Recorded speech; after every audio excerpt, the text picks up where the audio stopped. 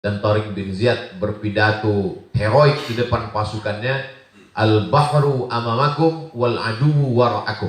Di hadapan kalian ada lautan lepas, dan di belakang kalian ada lautan lepas, dan di depan ada musuh. Pilihannya cuma dua. Kalau mundur ke belakang mati konyol, kalau maju ke depan mati syahid.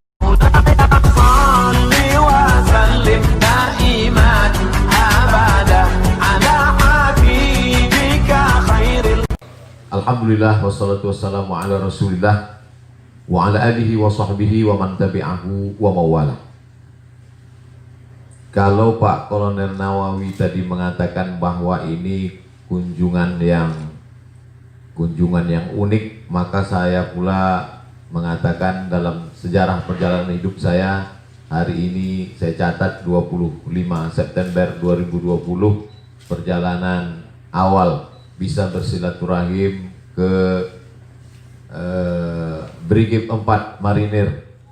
Maka saya ucapkan banyak-banyak terima kasih terutama pada Bapak Komandan Kolonel Nawawi beserta Bapak-Bapak perwira, keluarga besar, tidak dapat saya sebut satu persatu, hanya Allah yang dapat membalas. Dalam hadis Nabi dikatakan, man ahsana ilaikum, siapa yang berbuat baik kepada kamu, fakafi'uhu, balaslah. Fa ilam tajidu, kalau kamu tidak mampu membalasnya, maka fad'ulahu, doakan. Oleh sebab itu di akhir majelis ini sebagaimana dipesankan tadi, insya Allah kita akan mendoakan khusus untuk Brigif 4 Marinir dan untuk kebaikan bangsa Indonesia, Negara Kesatuan Republik Indonesia ke depan, insya Allah. Agama Islam tidak hanya agama ritual, agama doa, agama zikir, tapi juga agama yang bercerita tentang kekuatan pasukan. Selama ini diceritakan Nabi Muhammad itu tentang pasukan daratnya, bagaimana Nabi berperang pada perang Uhud, kemudian perang Badar, perang Uhud, dan perang Ahzab, perang lainnya. Tapi juga kalau kita baca sejarah, ketika Nabi meninggal digantikan oleh Abu Bakar Siddiq 2 tahun lamanya, kemudian Abu Bakar meninggal digantikan oleh Umar bin Khattab 5 tahun lamanya Umar. Dan pada masa Umar inilah pasukan pertama sampai ke Mesir. Kita tahu dari kota Madinah ke Mesir itu tidak jalan darat, tapi mereka melewati Laut Merah. Saya ketika menjadi mahasiswa di Mesir, itu kami juga melaksanakan ibadah haji melalui jalan laut. Dari Kairo naik bis 7 jam menuju pelabuhan Suez. Dari Suez itu 2 hari 2 malam naik kapal laut sampai menyeberangi Laut Merah menuju Jeddah.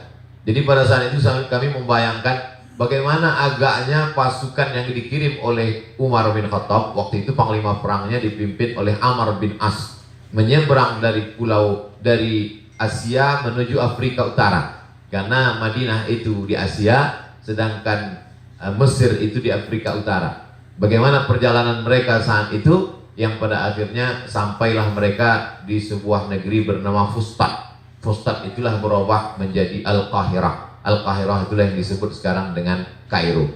Dan itu hanya 7 tahun setelah Nabi Muhammad SAW meninggal, pada masa pemerintahan Umar bin Khattab. Lalu kemudian pada tahun 94 Hijrah, belum sampai 100 tahun.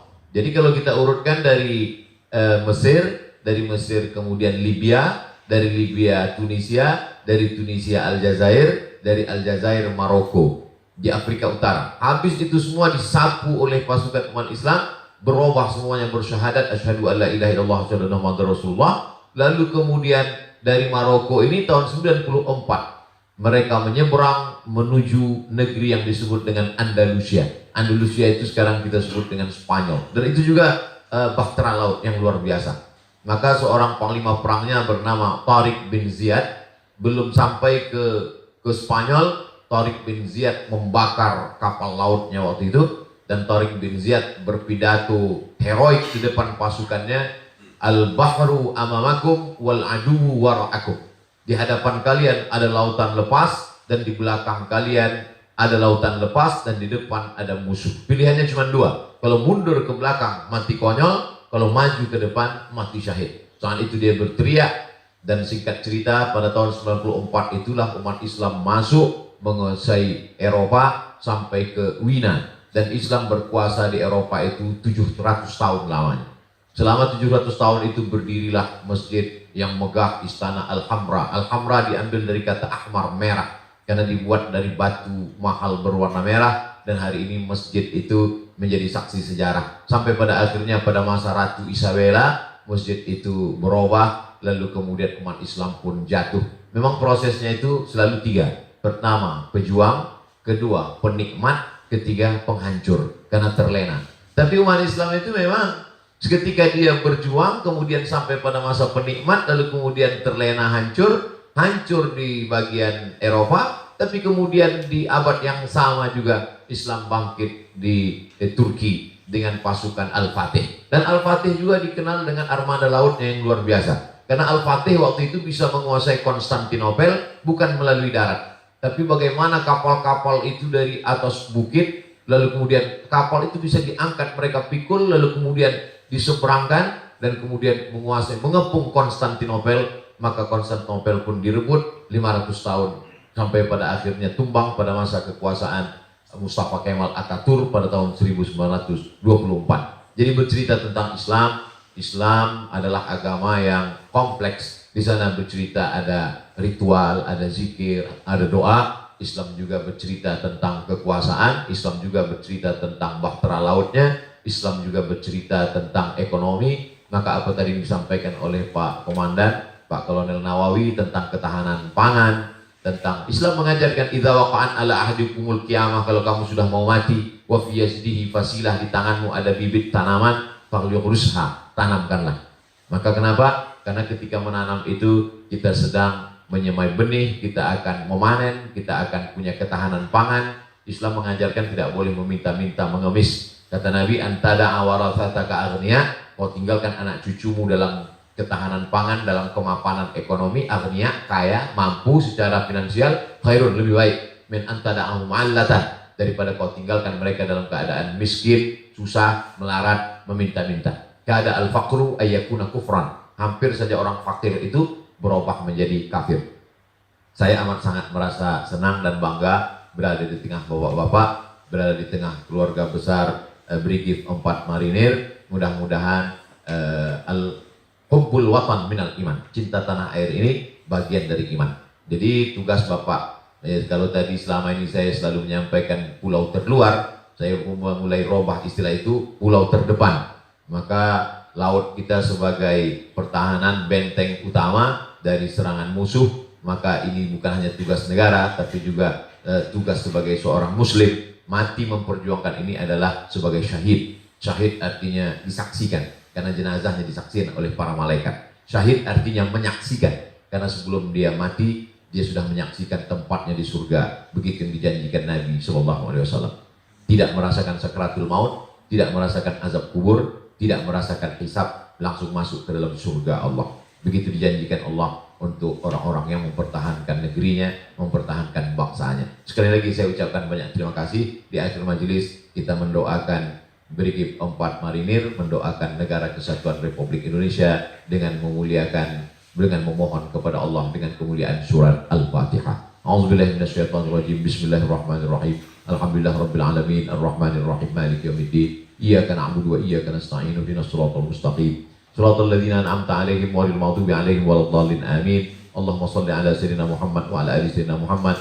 Allahumma anzil rahmata was salamata wal barakata 'ala hadhil jamaah. Turunkan keselamatan, kerahmatan, keberkahan kepada seluruh jamaah yang hadir ini ya Allah. Bil khusus jamaah Brigif 4 Marinir, qawi imanahum, kuatkan iman pasukan ini ya Allah. Sahih ajsadahum, kuatkan, sehatkan tubuh mereka ya Allah. Waj'alhum, jadikan sebagai benteng negeri kami, negara kesatuan Republik Indonesia ya Allah.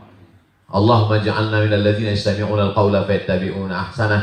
Jadikan kami orang-orang yang mendengarkan ucapan yang baik, mengiringinya dengan amal yang baik. Allahumma ja'alna minal mustaqimina fi sabilik. Jadikan kami orang-orang yang istiqamah berada dalam jalanmu ya Allah. Allahumma rzuqnal istiqamata ala syari'atil gharra wa tariqatil bayda. Berikan kami istiqamah dalam la ilaha illallah Muhammadur Rasulullah. Allahumma ja'al hadzal balada baladan aminan mutma'innan ya'tihi rizquhu min kulli makan. Jadikan negara kesatuan Republik Indonesia negeri yang aman, damai, terbuka pintu rezeki dari segala penjuru.